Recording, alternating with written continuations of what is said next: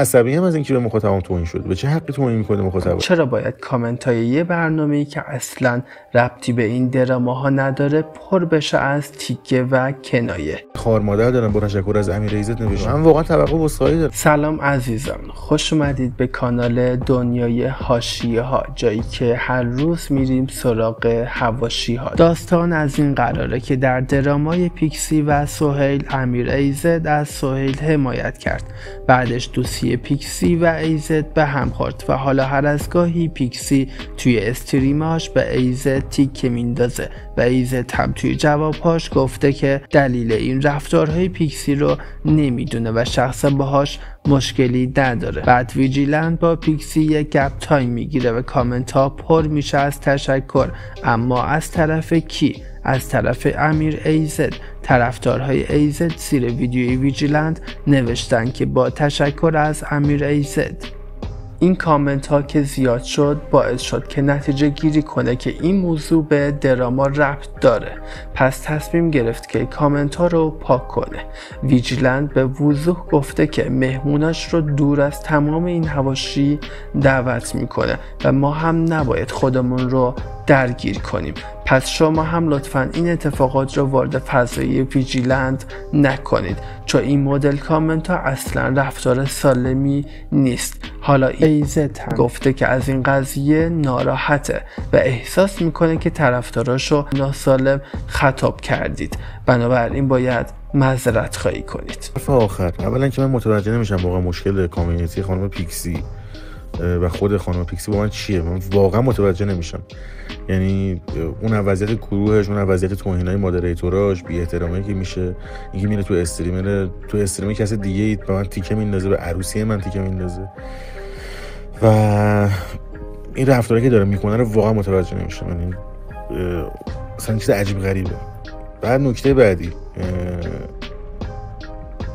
مهمون برنامه ویجیلند شده. تو برنامه 10 دقیقه اول اسم من اومده و طبیعتا وقتی اسم من میاد فنای من میان تو اون کامنت ها اسلنگ منو اسپم میکنن.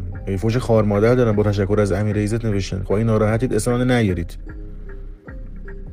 میشه از اسم من استفاده کنید تو محتواتون، بعد مخاطبای من کامنت میذارن بهشون انگ ناسالم بودن بزنید. اصلا باور نکردنی همچین چیزی. یعنی چه بی احترامی از این بزرگتر.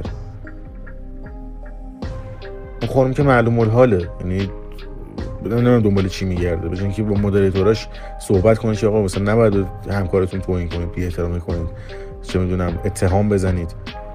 نوشتن امیر ایزد لیدری کرده اینا رو مثلا فرستاده اتک بزنم. چه لیدری کرده؟ من خودم بالا مثلا در جریانی نبودم که اسمم تو ویدیو اومده. وقتی کامنت ها رو دیدم برام فرستادن ناشناس خندم گرفت. گفتم خولید چرا همش مثلا با تشکر از امیر ایزد. بعد یه بار دیگه پایینش نوشتم مستین. نمیفهمیدم دلیلش چیه. بعد دیدم تو ویدیو خب اسم من اومده. خیلی طبیعیه که اسمم کنم با تشکر از امیر ایزد. ببخشید تعدادشون زیاده. اگه مثلا 20 تا فالوور داشتم 3 نفر مینوشتن اوکی بود کارشون. و چیکار کنم؟ خب تعداد بچه‌ها زیاده. بچه‌ها لطفاً تعدادتون رو کم کنید. برید مثلا نمیدونم موبایلتون رو بفروشید.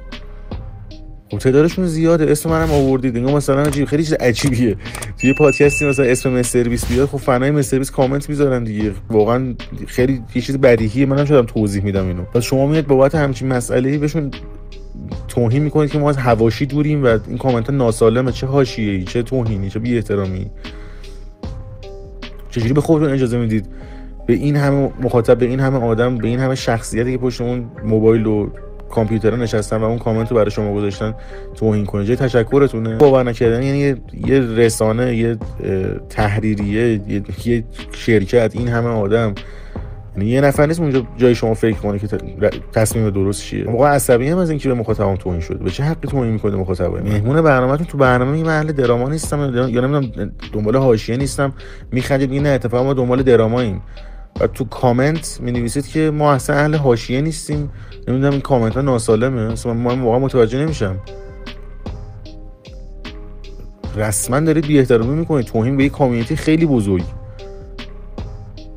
کامیونیتی که فقط رو توییچ 130,000 تا دنبال کننده داره. مگه میشه همچین؟ اصلا من باورم نمیشه واقعا.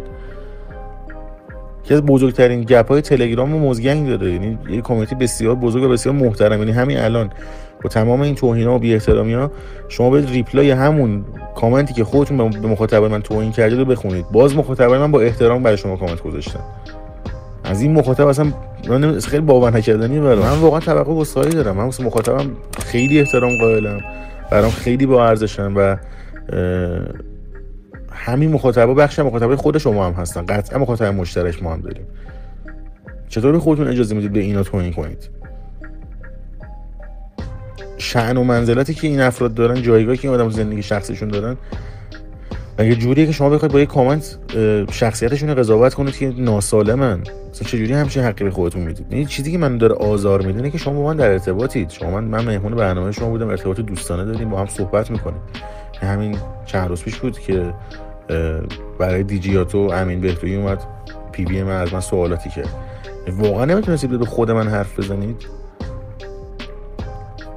تصمیم گرفتید که کامنت بذارید به مخاطبان من بگید این کامنتاشون ناسالمه. چرا ناسالمه؟ چرا کردن که ناسالمه؟ خواستید پیامتون رو کنترل کنید، خب کامنتاتون رو میبستید. اینکه کامنت بذارید و بنویسید کامنت های ناسالم و حواشی، یعنی به خاطر پیام با تشکر از ایزد، حواشی، ناسالم، اصلا این کلمات چه ربطی با تشکر از امیر ایزد داره؟ ای شما میدید اصلا پشت این کامنت چه قصه ای وجود داره، چه سناریویی وجود داره؟ به خودتون اجازه دادید که قضاوت کنید و بی احترامی کنید. اینه که آدمو آزار میده. یه جا هست من نمیخوام که کامنتام اسپم بشه، کامنت‌ها میبندم، یا یه کلمه‌ای نمیخوام تکرار بشه ورد بنش میکنم. چرا باید بیام به کامنتایی که طرفدار یه نفر گذاشتم بگم کامنتاتون ناسالمه، یا بگم ما دنبال حاشیه و فلان، کاری به حواشی؟ این چه حرفایی؟ برای چه قضاوت؟ ویجیلنت هم جواب داده که در رابطه با تصمیم گیری گپ تایم آخر خواستیم یه توضیحی بدیم. مسئله خیلی ساده است. انعکاس اتفاقات مشابه حواشی و دراماهای هر کسی از کامیونیتی جایی توی ویجیلنت نداره. ما وارد این مسائل نمیشیم. در کمال احترام به طرفین نمیذاریم هیچ کدوم آسیبی وارد بشه. توی چنین شرایطی رفتار درست اینه که کامیونیتی از انجام این کار منع شه. چرا باید حجم زیاد کامنت های یک برنامه که هیچ کاری به این اتفاقات نداره پر بشه از تیکه و کنایه و فضاش رو تحت تاثیر قرار بده؟ این کار علاوه بر ناراحت کردن مهمون باعث میشه که تیم ما نتونه فیدبک درست از مخاطب بگیره و ببینه فضای محتوایی که براش زحمت کشیده دچار جهتگیری دیگه شده. ما برای فضای دوستانه ویجیلنت ارزش زیادی قائلیم و نمیذاریم چنین اتفاقاتی اینجا بیفته. با احترام زیاد برای پیکسی، امین ایزد و تمام افراد کامیونیتی. این افراد و صد البته ویجیلنت دوستتون داریم. بعد از این هم نه امین ایزد زیادی پیشو میگیره نه ویجیلنت جواب دیگه ای میده. اگر از حاشیه امروز خوشتون اومد حتما ویدیو رو لایک کنید، کانال رو سابسکرایب کنید و زنگوله رو فعال کنید تا هیچ شایعه‌ای رو از دست ندید.